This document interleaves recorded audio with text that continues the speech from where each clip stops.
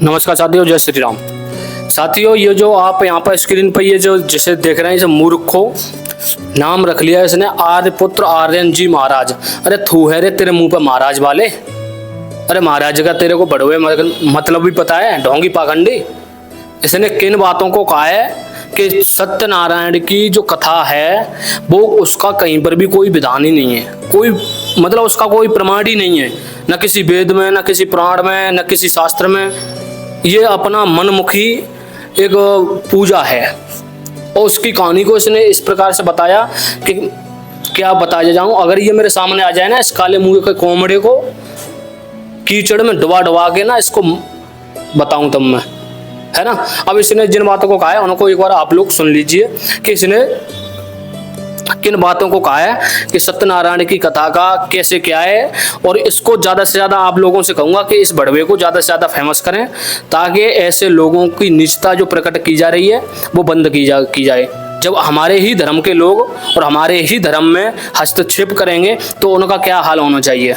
इसलिए मैं आपसे यही कहूँगा कि वीडियो को अवश्य शेयर करें और इसको थोड़ा वायरल करो। ये वायरल होने के लिए ऐसी बातों को बोल रहा है, ठीक है। और इसको पढ़ा नहीं है। अगर उस कथा पांडाल में सुनने वाले भी सारे के सारे मूर्ख, और हर एक व्यक्ति सुनने वाला वहाँ जितना भी पांडाल में बैठा है वो सारे के सारे व्यक्ति अपने घर पर सत्यनारायण की कथा का अनुष्ठान कराते हैं, और वो सारे के सारे ही मूर्ख हैं, क्योंकि ऐसी बातों को सुनने के बाद भी कोई भी बहिष्कार इसका किया नहीं, ठीक है। इसने किन बातों को कहा है एक बार सत्यनारायण की कथा का वेद और शास्त्र में, पुराण में कहीं कोई वर्णन नहीं है, एक भी जगह कोई वर्णन नहीं है।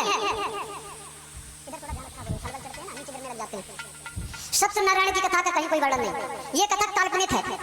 व्यासपीठ में बड़ी जिम्मेदारी के साथ ये बात कह रहा हूं मैं, सत्यनारायण की कथा काल्पनिक है। लीलावती, कलावती, फलाने ठिकाने। अच्छा, एक चीज और आपने देखी इस कथा में है क्या? इस कथा में सिर्फ एक चीज आपने देखी, उन्होंने सत्यनारायण का प्रसाद नहीं लिया तो उनकी नाव डूब गई। यही है ना? यही है ना? बताओ पीछे सुनी तो।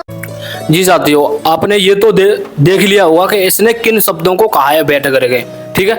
अब इस बड़वे को मैं पूछना चाहूंगा, इससे पहले आप लोगों से ये पूछना चाहूंगा कि आपने सत्यनारायण की कथा का कहीं पर प्रमाण पढ़ा? क्या आपने सुना कि सत्यनारायण की जो कथा है क्या वो अपनी ही इच्छा से की जाती है? क्योंकि इस बड़वे को इस चीज का जवाब देना आवश्यक है। ऐसे ढोंगी पाखंडी अपने आप को वायरल करने के लिए, फेमस करने के लिए व्यास गद्दी से, और इस बात को और कह रहा है कि इस बात को मैं पूरी जिम्मेदारी के साथ में कह रहा हूँ।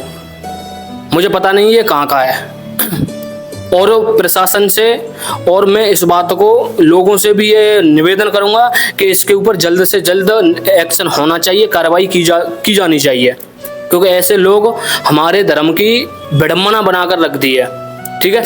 अब मैं इसको बताऊंगा, अगर इसने स्कंद पुराण का रेवा कांड पढ़ा होता, रेवा खंड अगर इसने पढ़ा होता तो उसको पता चलता। और ये जिस प्रकार से बातों को कह रहा है कि कहीं पर भी कोई भी किसी पूर्ण जिम्मेदारी, अरे भड़वे, तुझे भागवत पर बैठा हुआ है, तुझे भागवत के में ये नहीं पता होगा कितने श्लोक हैं, कितने उसमें अध्याय हैं, ठीक है। और ये बात कर रहा है आकर के कि पता नहीं कितना बड़ा तू ज्ञानी है, तुझसे बड़े ज्ञानी पता नहीं कितने हैं इस दुनिया में, ठीक है।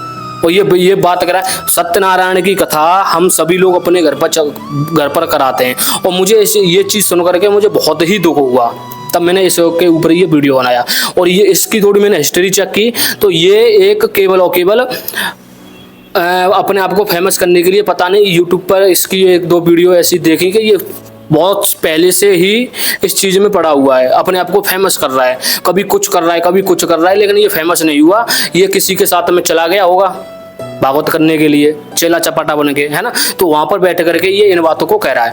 तो आप लोगों से मैं कहूँगा, स्कंद पुराण का रेवा खंड मैं यहाँ पर आपको स्क्रीनशॉट लगा रहा हूँ सारे के सारे, आप वीडियो को पॉज करके स्क्रीनशॉट पढ़ सकते हैं। और स्क्रीनशॉट अगर आपको धुंधले दिखाई दे रहे हो तो मैं आपको एक और सजेशन दूंगा कि आप स्कंद पुराण का और रेवा खंड अवश्य पढ़ें, जिसमें स्पष्ट रूप से सत्यनारायण की कथा सत्यनारायण की जो कथा है उसकी पूरी विधि लिखी है कि किस प्रकार से सत्यनारायण भगवान की कथा को करनी चाहिए, ठीक है। अब इस बड़वे तक अगर ये वीडियो पहुंच रही है तो अब तेरे लिए दो शब्द कहना चाहूँ।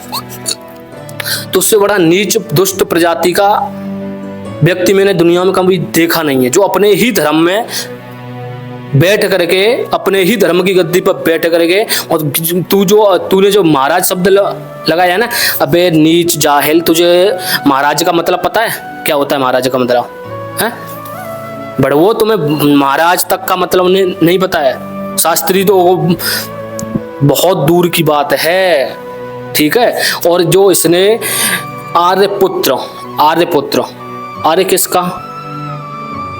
आर्यपुत्र मतलब ये इसका बाप बहुत ही श्रेष्ठ है।